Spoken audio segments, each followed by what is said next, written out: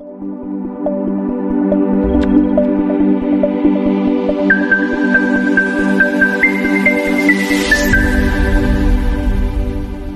book lovers, my name is Carrie and this is Spines and Spoilers. So welcome back. I know it's been a while.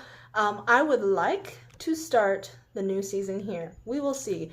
I'm going to try to get a few videos filmed ahead of time so I can go ahead and start my filming schedule. But you know, we'll see. It's totally unpredictable right now because I'm in between housing. I'm actually house sitting for my sister right now. Today, however, I want to talk about all of the books that I have read so far in 2024. Keep in mind, it is July at this point, so this is over the halfway mark. First though, I like to start off my videos by talking about what I am drinking and what I am reading.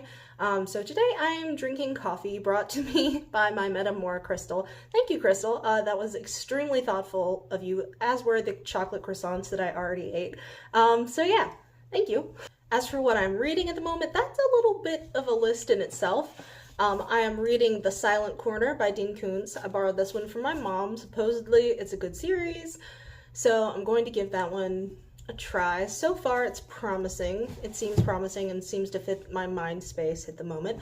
Next I'm still reading Never Whistle at Night by various Indigenous authors.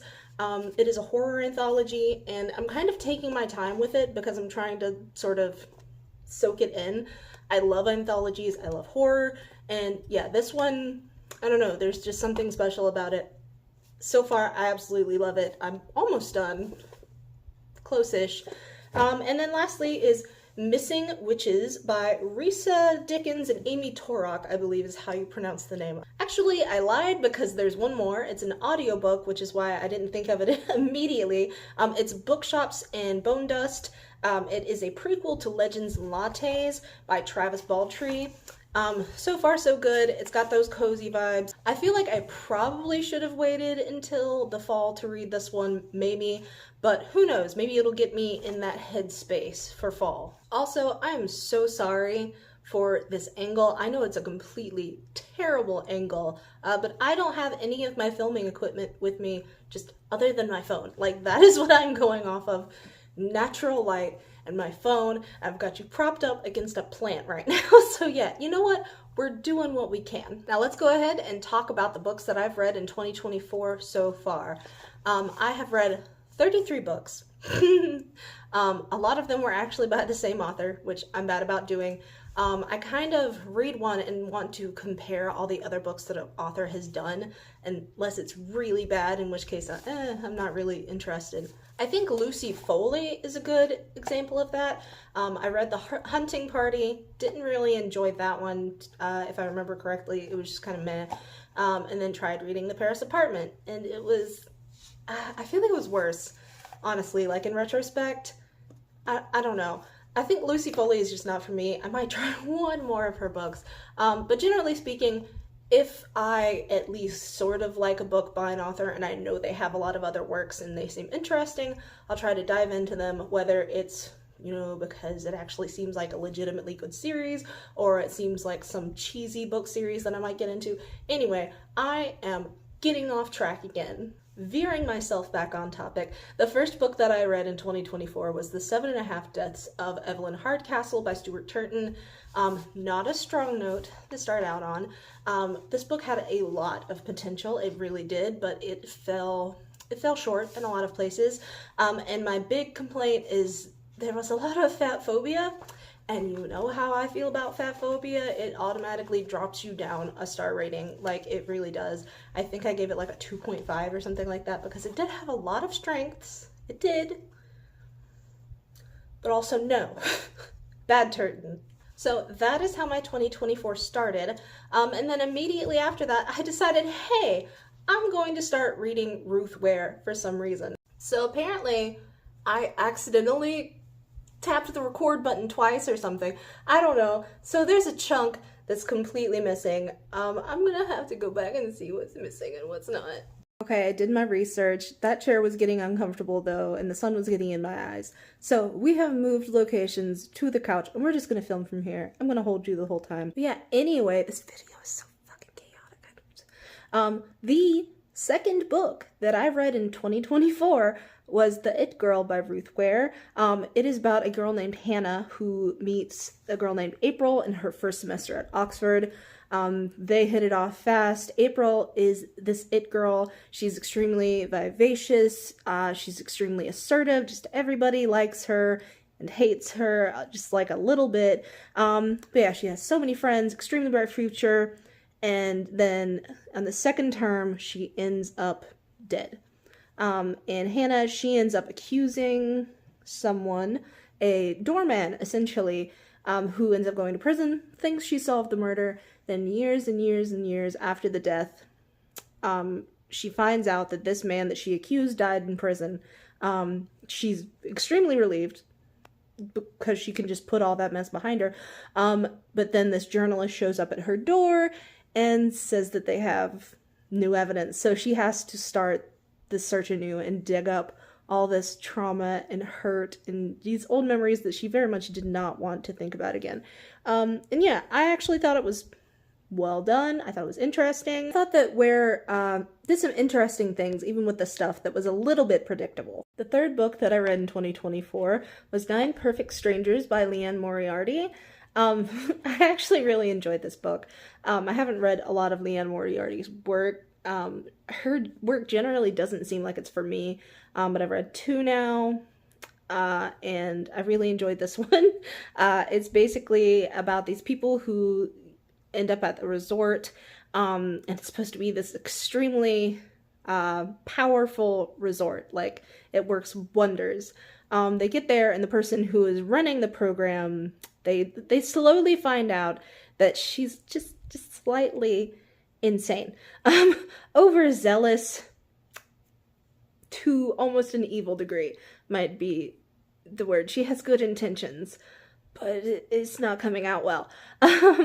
But they notice that things are just like a little bit extreme. Like, she doesn't want any electronics. They are not allowed to have alcohol, sweets, anything. They're not allowed to have contraband, essentially. And then there's like a quiet hour during the day, I believe, something like that. But there's a lot of time where they just have to be completely silent. They can't even talk to their partners. No, I think it's a whole day.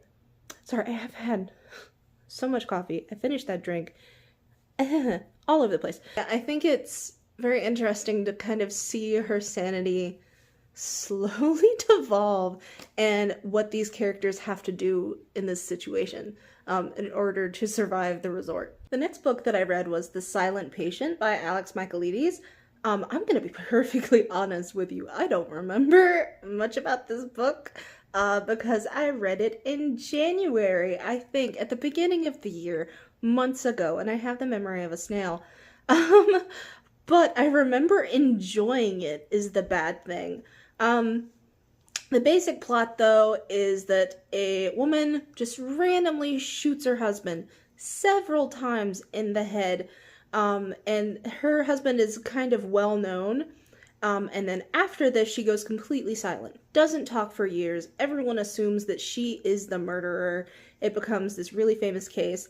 And eventually they end up hiring a therapist to talk to her and try to sort of wiggle out information about what actually happened that night and if she did kill her husband, and if so, why. I do remember it being a little bit cheesy and there being some plot holes, but overall enjoying it. I think I gave it about 3.5. The next book was 0 Days by Ruth Ware. This is about a couple who works for the government, basically hacking security alarms and stuff like that. They used to work as thieves, and then the government hired them to test their security systems and stuff like that. Anyway, the main character, she goes home after a heist and finds her husband dead. And of course, they assume it was her. They have every reason to believe it was her. So she has to go on the run and try to solve her husband's murder. There were a lot of predictable and even redundant parts of this book, but I did enjoy it overall. I continued reading Ruth Ware, if that tells you anything. I was very curious about the other stories that she'd done to see where she'd take these characters. But yeah, I did enjoy it. It felt a little bit derivative. The next book was The Woman in Cabin 10, also by Ruth Ware.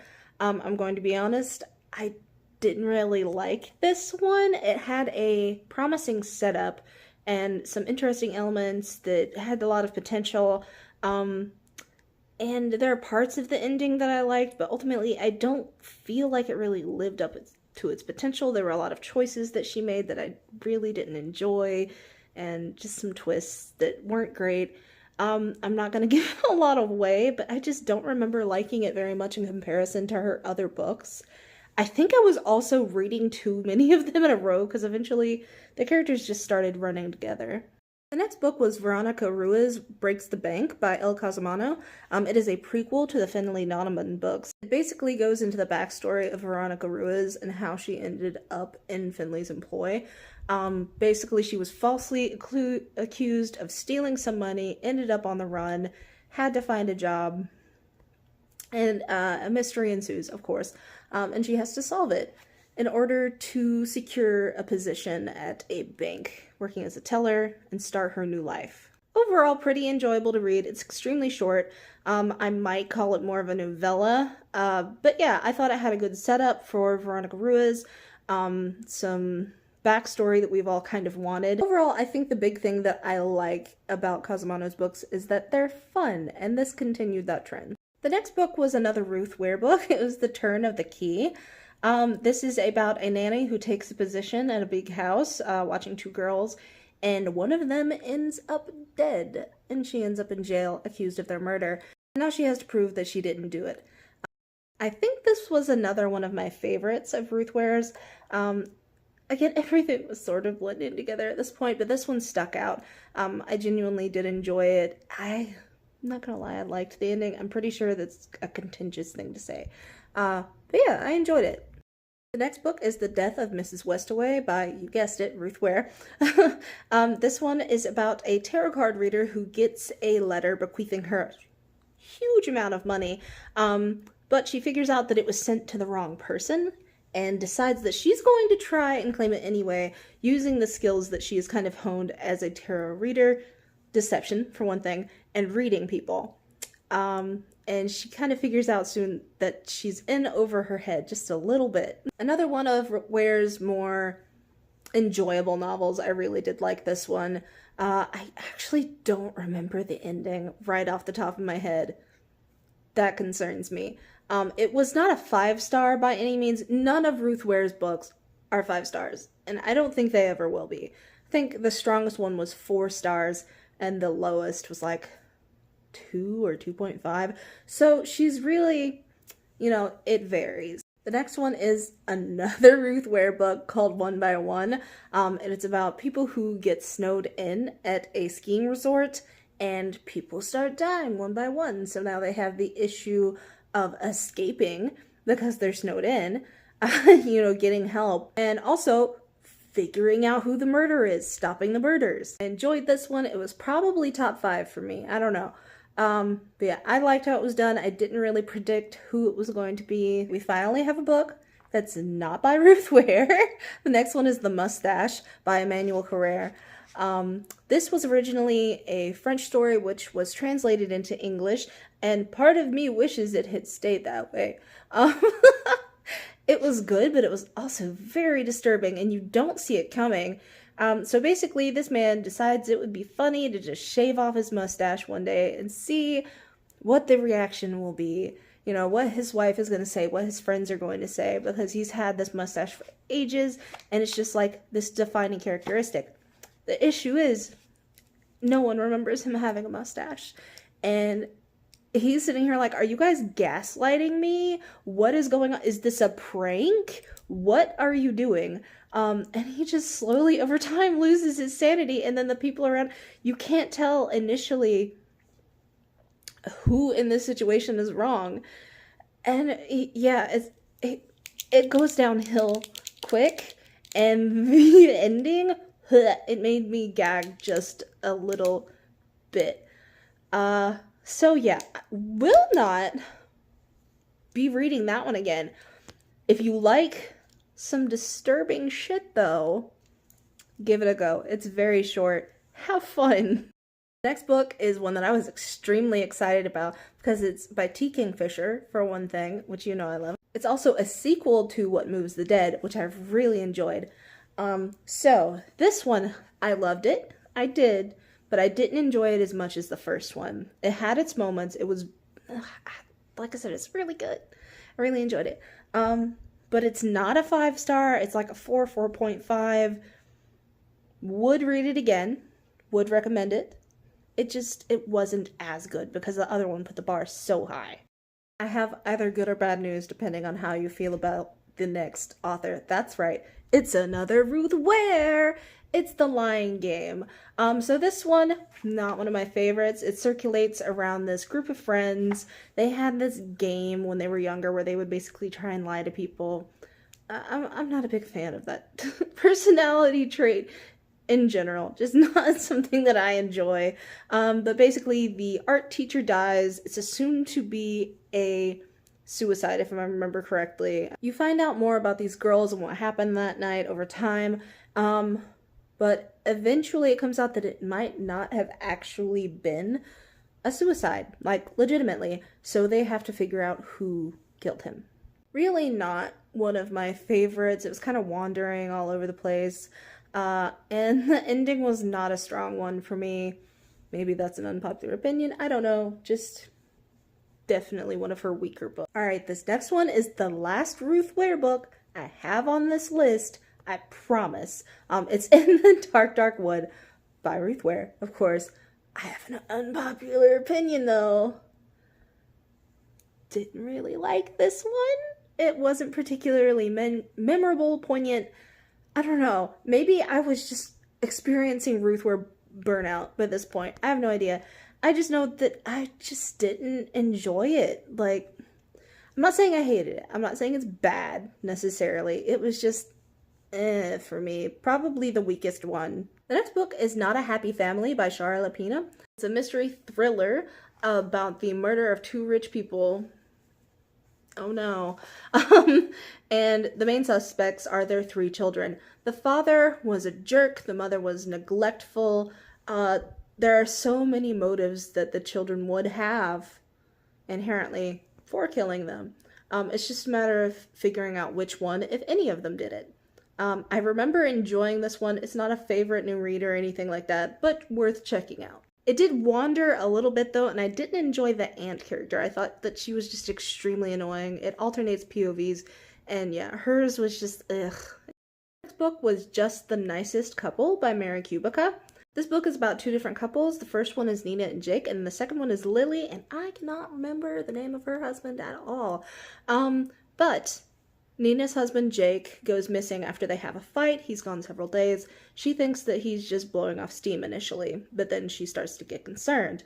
We find out later on that Lily is pretty sure she's the last one who saw him alive, and may have been the one to kill him just a little bit. She's not positive because the body has gone missing.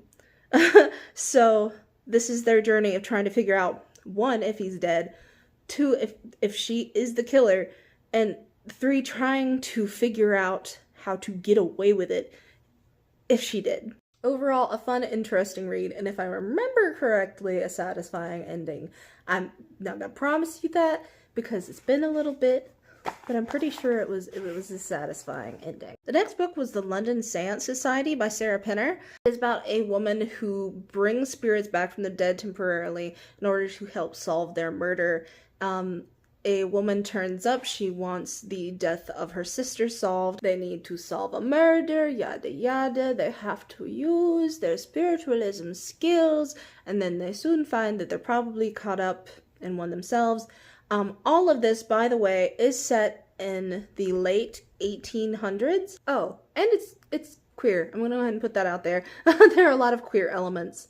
It drags a little bit in some places, but overall I enjoyed it. Next book was Finlay Donovan Rolls the Dice by El Cosimano. I'm not going to say this one is my favorite of the series, but it was another good one. In this sequel, the girls have to go to Atlantic City because Vera's childhood crush ends up kidnapped. They have to pretend it's for a spontaneous vacation, but they end up having to bring her ex-husband and her mother with her. Yeah, it's a whole thing because, they have both kids and, Vera and Finley, and then the ex-husband, and then the mother, and it's just so much, and they're having to balance this mission that they're doing with keeping up the pretense that they're actually on vacation. The next book is The Fury by Alex Michaelides. This one is about a famous movie star who invites some of her friends to her house for a party. Believe it or not, someone ends up murdered. What's cool about this one is that it's told through second person, which I feel like we don't really see a lot. That's how I would define it anyway. But yeah, enjoyable read. I liked it. I don't like the person who's narrating it very much, but he's an intentionally unlikable character, I'm pretty sure. I do enjoy an intentionally unlikable character every once in a while. The next book is Everyone Here is Lying by Shari Lapena. Basically, a little girl goes missing and her dad is pretty sure he's the last one who saw her alive, but he's not sure whether he should divulge that information to the police or not. Overall, meh. I wasn't a huge fan of it. I was probably reading too many books with similar plots. I don't know. Ruth Ware probably burnt me out on mystery thrillers at the time. I don't know. I read too many similar books at the same time. But yeah, it was just, I mean, it was fine. The next book actually mixed it up a little bit. It's an autobiography, Beyond the Wand by Tom Felton. Now, it bothered me that Tom Felton did not mention anything in the book that was publicly stating anything against the TERF who should not be named. But he has, in real life, you know, in public, stated that he is against her point of view and he is not pro bitch face. It basically just covers his life from the beginning to the present.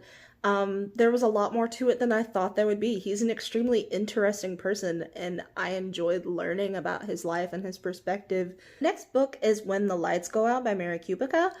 It circulates around a girl whose mother has just died.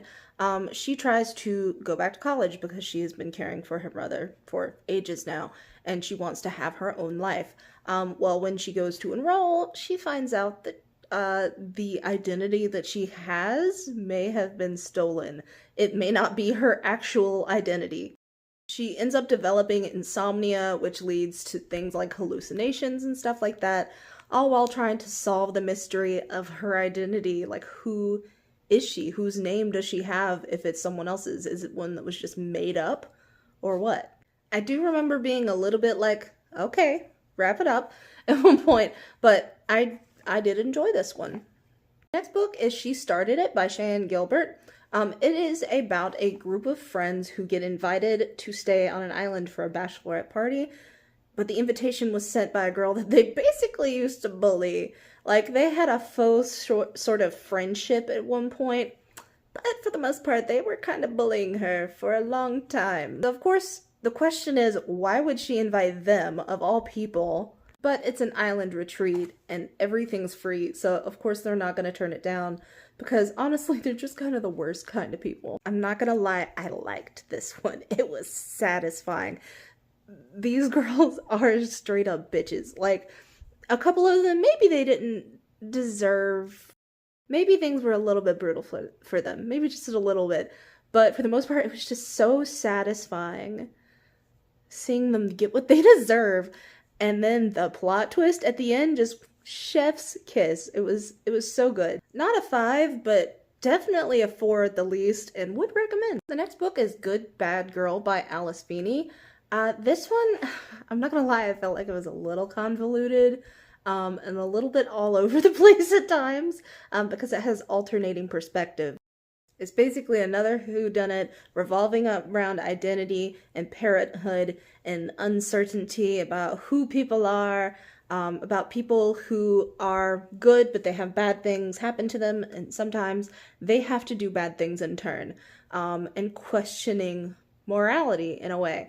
Not a bad book. I was just getting very tired by this point, and at this point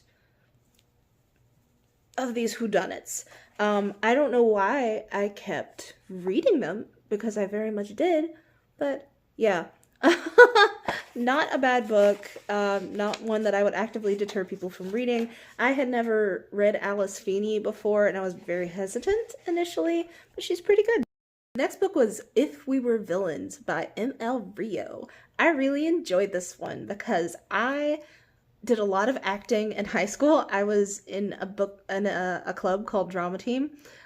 Yeah, so much fun. We got to travel to Japan and yeah, be in a show. It was all this stuff. I loved it. I'm a theater kid at heart, just not the kind who busts out into song in front of other people. But yeah, absolutely loved this book. If nothing else for that, it's about this group of kids who are going to what's essentially an art school for theater arts, and one of them ends up dead. You slowly find out that maybe they weren't as close as they thought they are, and that the person who died was a little bit of an asshole, not gonna lie. So there ends up being plenty of motive. It's just a matter of who did it. We're diving back into autobiographies. The next one is Only Say Good Things by Crystal Hefner. It is her story about how she got involved at the Playboy Mansion, her journey throughout it all, and how she ended up married to Hugh Hefner, and what it was like being his wife. Yeah, definitely take caution before you go into this one. Look up trigger warnings and stuff like that.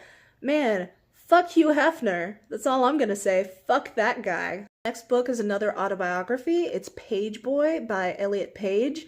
It is his story, growing up from childhood to present. It had a lot to say about queer identity and gender expression. Do recommend. The next book is another mystery thriller. This one was interesting, though. It's called Rock, Paper, Scissors by Alice Feeney. And it is about a couple who's been suffering for a little bit, like their marriage has been suffering for a while. They decide to take a trip and a vacation to Scotland, I believe it is. You find out that the husband has face blindness, which is significant in this case because his mother was murdered, and he saw the murderer, but he wouldn't be able to recognize them if he saw them again. As you can imagine, weird stuff starts happening. Their dog goes missing. I'm gonna go ahead and let you know the dog doesn't die. And they figure out that they're not alone and that there's more to the story than they thought. This was another book with a very satisfying ending. I'm not gonna lie. It's one of those where it's like the people who need to get what they deserve do. The next book is Only If You're Lucky by Stacey Willingham. It follows a group of college girls. One day, one of the frat boys next door ends up dying, and on the same day, their friend goes missing. So it's a matter of figuring out, is that friend okay? Is she the murderer? What just happened? Not overwhelmingly good, if I remember correctly, but not bad. Next one is another autobiography. It's Talking as Fast as I Can by Lauren Graham. Lauren Graham plays Lorelai in Gilmore Girls, and it kind of changed her life completely. I am a not-so-secret Gilmore Girls fan. I don't know how it happened.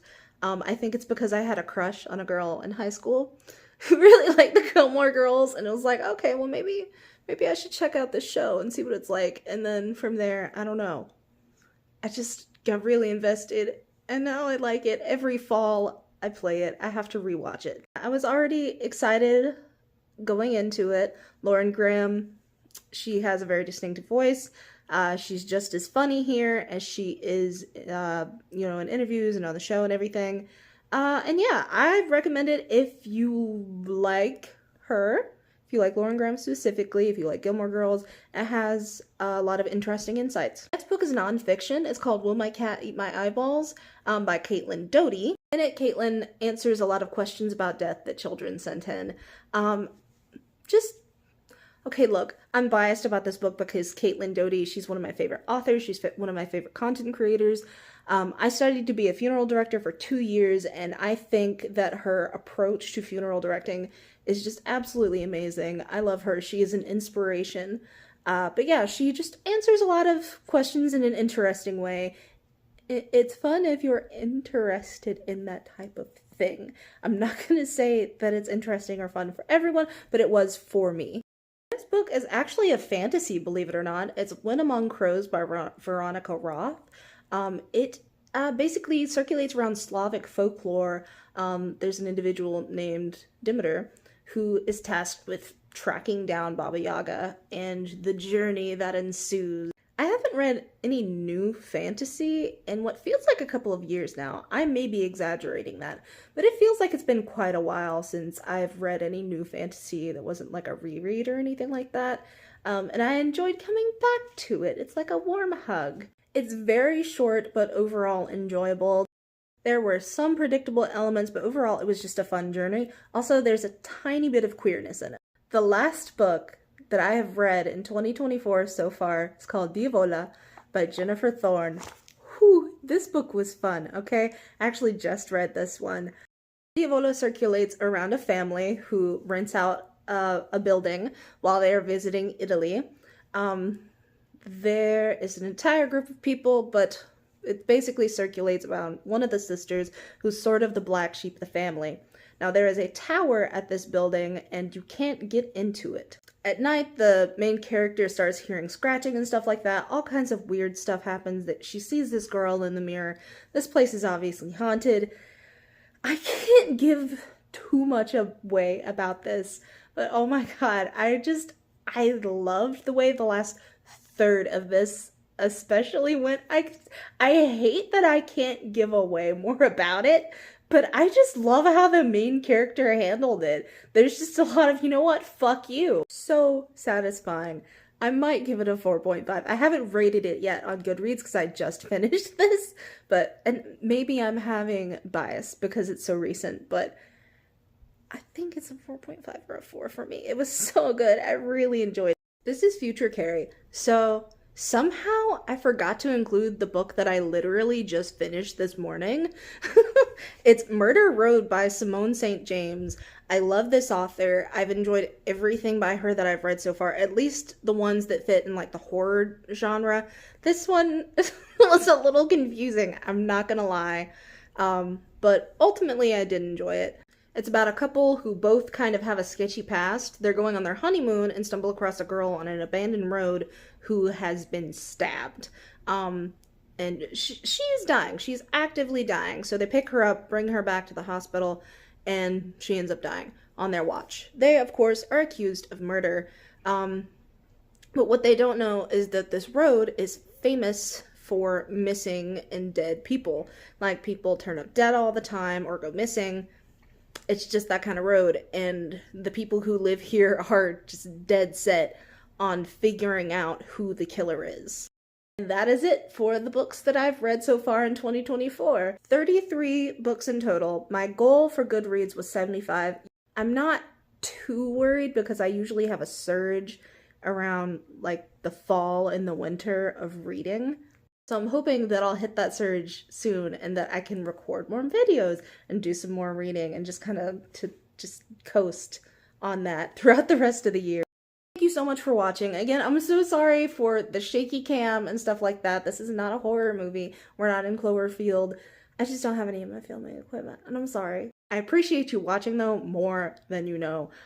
Feel free to like and share and subscribe and all that jazz if you would like to. But overall, please just remember to love yourself. You. Okay?